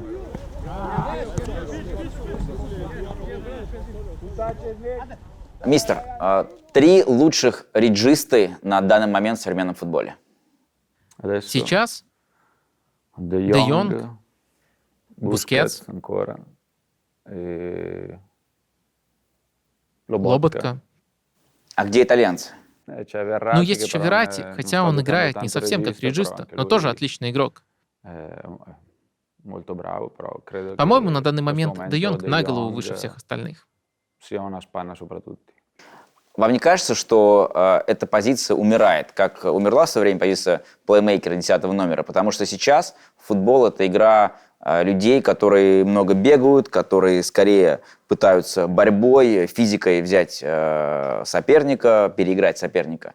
А людей, которые думают, а значит играют, их практически не осталось. Нет. Люди и до этого бегали. Нужно и бегать, и думать головой. Думаю, несмотря ни на что, эта роль очень важна. Нужно иметь голову на плечах, быть способным думать быстрее других. Например, о том, где твои товарищи по команде. А когда получаешь мяч, ты уже должен знать, что будешь делать дальше. Некоторые игроки лучше по физическим данным, некоторые хуже. Но, на мой взгляд, гораздо важнее игрок, который умеет хорошо думать. Андреа, вы лично переходили из позиции атакующего футболиста, треквартиста, как в Италии называют, на позицию реджисты. Это вообще было феноменальное событие. Анчелотти придумал центр поля Гаттузо Пирло. Как вы смогли из атакующего футболиста, из футболиста 10-го номера стать, по сути, опорным полузащитником? Даже когда я играл как треквартист, я всегда был игроком, склонным участвовать в начале атаки. Таким образом, я становился и реджистой. Мне всегда нравилось находиться в центре игры, постоянно трогать мяч. Поэтому, даже когда я играл треквартисту, я всегда старался возвращаться назад, всегда искал мяч, так что мне было легко отодвинуться назад. И я был очень рад, что удавалось работать с мячом во всех частях поля, оставаясь при этом опорной точкой игры. Нужно иметь всего понемногу. Это и позиция. Важно твое расположение на поле. Нужно уметь читать игру, потому что самое важное — это понимать ход игры. Понимать, где расположились партнеры по команде. Просчитывать развитие игры по пасам противника. Важно иметь развитый футбольный интеллект. Это самая главная вещь для игрока этой роли. Кроме Андреа Пирло, топ-5 самых молодых и перспективных тренеров Европы. Кроме Андреа Пирло. Кто будет следующим Гвардиолой? Де Зерби, Хави. Может, Луис Энрике, хотя он и не столь молод, только молодые. Джованни.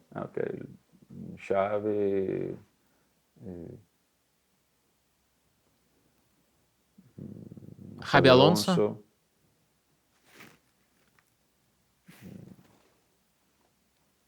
Итальяно. И Неста. Неста?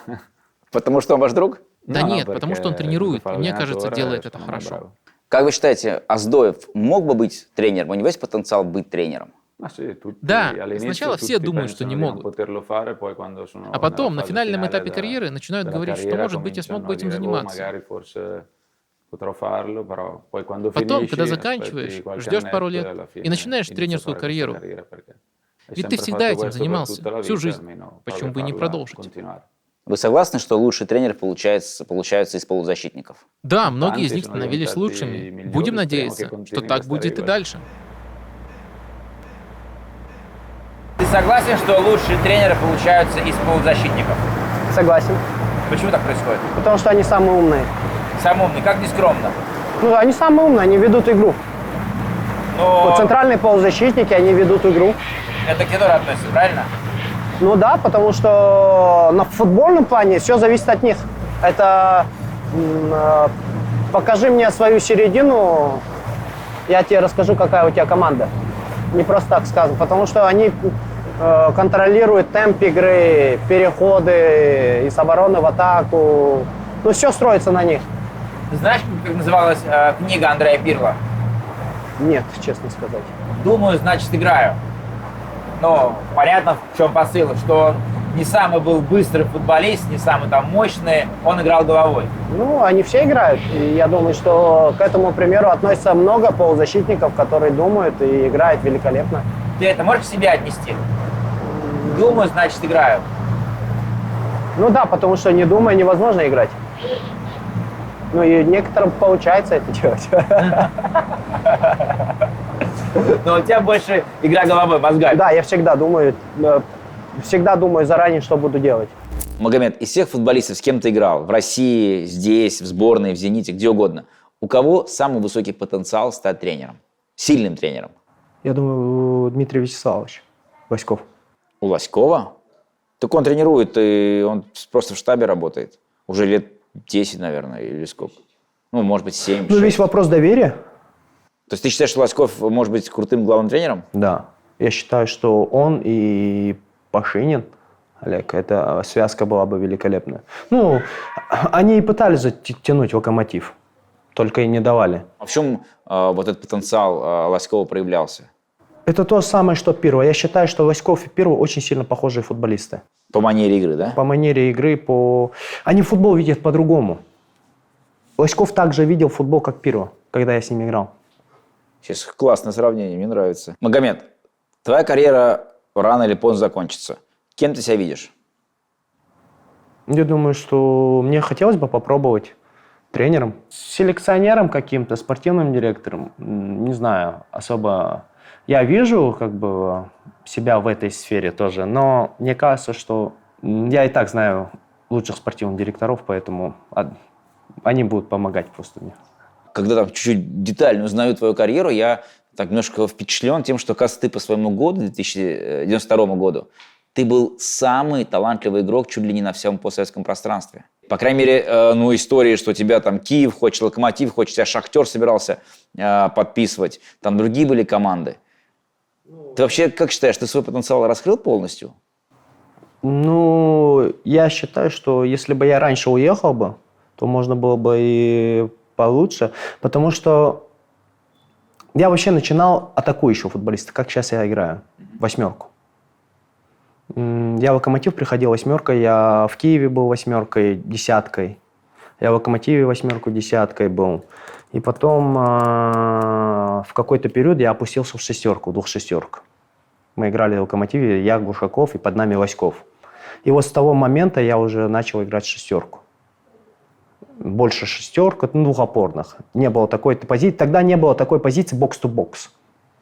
Это сейчас новшество. Раньше всегда должны были помогать два опорника между собой. Ну, и по 10-бальной шкале, насколько Оздоев в 20-летний раскрыл свой потенциал? Вот к 30 годам. Я думаю, что на шестерку-семерку. Ты мог быть в 2 раза сильнее?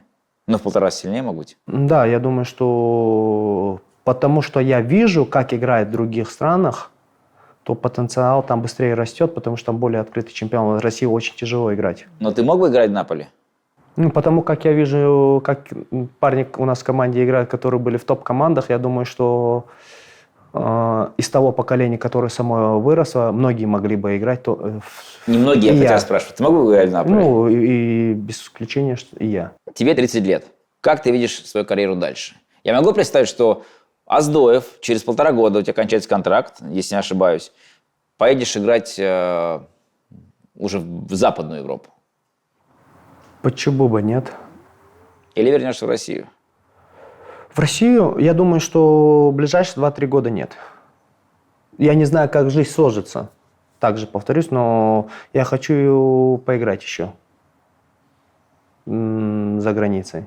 А если говорить реалистично, но амбициозно, с учетом всех твоих скиллов, твоей мотивации, твоих желаний, твоей мечты, клуб Европы из нынешнего сезона, на который ты смотришь, и вот уверен, ты там можешь играть. Я думаю, мне подходил бы игра в Лацио. Потому что Сарри? Ну, в плане того, что они... Ну, тот футбол, который они показывают, играют. Я думаю, что... Ну, мы играли против них, против Лацио же. Ага. Мы же играли в Лиге Чемпионов матчи и против Дортмунда играли. Но я не скажу, что это какой-то фантастический уровень, знаешь, что мы там не можем играть. Вот честно тебе скажу. Мы играли с тем же Дортмундом, там, Лацио, там, с Ювентусом, там, я видел, играли, с Челси. Но это не такой фантастический уровень, как ты вот говорят. Фантастический уровень, что там тебе, там, знаешь, там, рылом тебя будут возить. Да, это Манчестер Сити. Ты подарил нашему оператору Демочкину бутсы. Почему ты посчитал, что он заслуживает такого? Он спросил, у тебя есть лишние? А у меня были как раз 2 пары лишних. Ага. Всегда приятно дарить свои.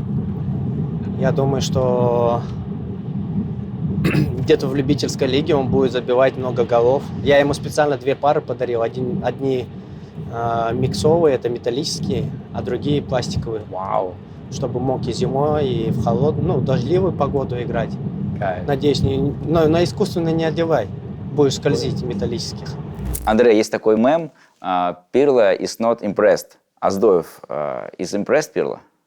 Нет, его игра не производит на меня никакого впечатления. Это появилось, когда я играл в Ювентусе. Мы делали серию скетчей с несколькими игроками, делали разные штуки. Очень мило получилось. Андрей, всегда была знаменитая фраза про Пирло, что у Пирло нет эмоций, что он играет холодной головой, что его невозможно как-то вызвать на какие-то эмоции. Я вот сейчас на вас смотрю, действительно, очень так хладнокровно. Что у вас вызывает особые эмоции в футболе и в жизни? Да нет, я эмоциональный человек. Может быть, я этого не показываю, но, как и все люди, испытываю эмоции из-за важных вещей. Это может быть и в повседневной жизни, и в футболе. Когда есть из-за чего плакать, я плачу. Когда есть над чем посмеяться, я смеюсь, как и все нормальные люди. Андреа, наш любимый мем и вообще фраза «но Пирло, но пати». Как эта история возникла? Я тоже не знаю. Он появился, когда я поехал в Америку. Кто-то сделал такую футболку, я об этом ничего не знал. Отсюда и пошел этот слоган, все эти футболки. Но это ни в коем случае не было нами спланировано. Я ничего об этом не знал. Даже не знаю, кто это сделал, но она милая. А кто из футболистов, чье имя из футболистов Фатих вы вписали бы вместо Пирло? No Pirlo, no party? На Борини, на пати. Может, Мбае? А если говорим вообще о футболистах, с кем вы играли, игроков, кумиров детства, нынешних футболистов, чье имя можно вписать? Ой, их много. Игроки, которые любили вечеринки, их было очень много. Лучше ничего не говорить. Из того, что я знаю, пусть все останется в раздевалке между нами. Лучше об этом не распространяться. Андрей, очень важный вопрос. Мы долго спорили с ребятами, с Сашей Аксеновым. Это фото реальное или нет? Или это фотошоп? Фотошоп. У нас есть такая футболка, мы ее специально сделали, и хотим ее разыграть в нашем видео. Мы считаем, что не может быть пати без Пирло, поэтому, особенно футбольного. Поэтому такая футболка, мистер. Условия очень простые, ребят. Чтобы выиграть футболку «No Pirlo, no Party», надо просто написать, на какую тусовку вы пригласили бы Андреа Пирло, и чтобы он, самое главное, получил на ней колоссальное удовольствие. И мы с Андреа Пирло, лично с мистером, выберем лучший ответ и эту футболку вам подарим.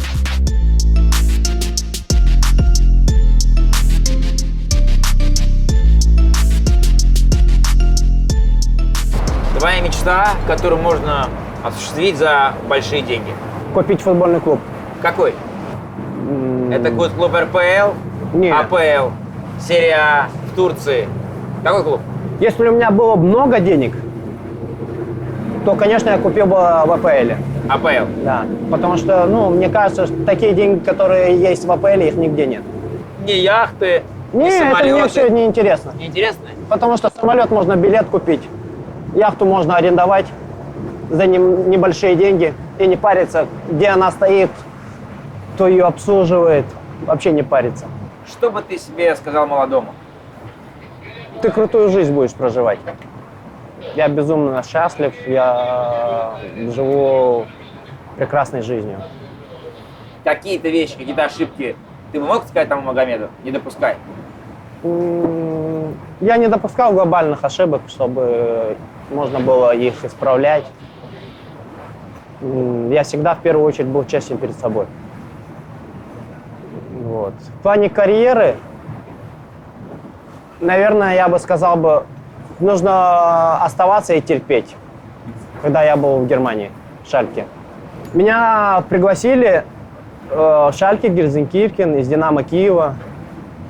Я туда приехал на просмотр, прошел просмотр. Вот такой просмотр был в плане того, что они хотели вживую только увидеть, потому что, характеристики все были. Я посмотрел, я сыграл товарищескую игру с ПСВ Эйндховеном, с Гельзенкирхен в Шальке, и все было отлично. Просто также до 18 лет нельзя было осуществлять трансфер, переход. И они сказали, надо, подождать. Так получилось, что я вернулся обратно и для себя построил прекрасную карьеру. И в первую очередь я безумно благодарен Борису Петровичу Игнатьеву, Юрию Павловичу Семину. Если бы не они, я думаю, что я не попал бы в тот уровень, в который я попал.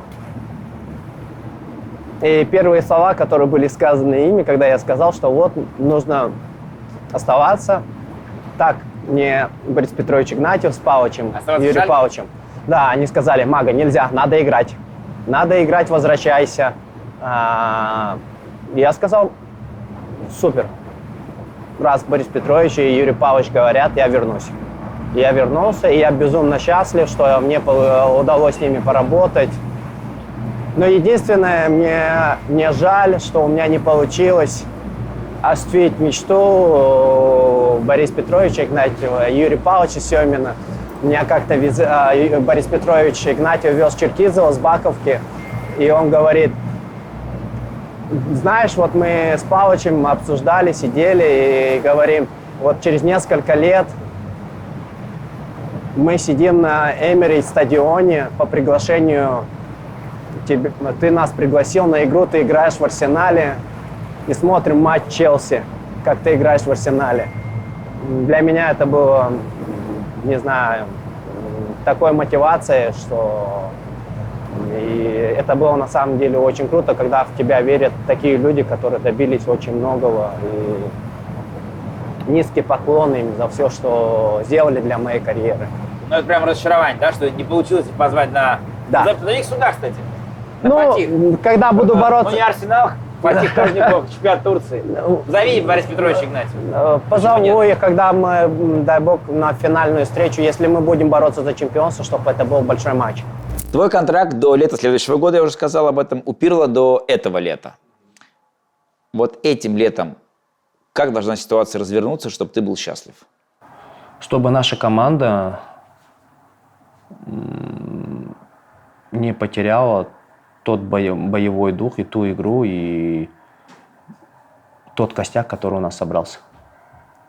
И Пирло остался? Конечно, Пирло – это наконечник. Чемпионат мечты, где бы ты хотел играть? Поиграть еще? Англия. Англия. Ты веришь, что это возможно? Я думаю, что спокойно. Я вижу парней, которые играли в Англии в чемпионате. И ты не хуже? Блин, ну у нас, я скажу, что из того, что я вижу, там в России парней 50% спокойно играли бы. Но я думаю, будет проблема с Англией, потому что там даже Ну, сейчас... это не сейчас, которые играют, а которые играли, я говорю. Но проблема с Англией может быть, потому что сейчас даже голы игроков из России удаляют из хайлайтов. Ну, я АПЛ. просто, ты задал вопрос, я ответил. Окей, супер. Клуб мечты. Реал Мадрид. Испания. Да. Хочешь поиграть в Англию, но мечтаешь о Реале. В плане того, что интенсивность, открытый футбол, это очень интересно. Испания, ну, Реал Мадрид, потому что я думаю, что это эталон. Любой футболист, где бы он ни находился, мне кажется, что он хочет все равно играть в Реал Мадриде. Клуб номер 1. Да, клуб номер 1. Ну, это нужно просто зайти в музей их. До скольких лет ты хочешь играть? Сколько здоровья позволит.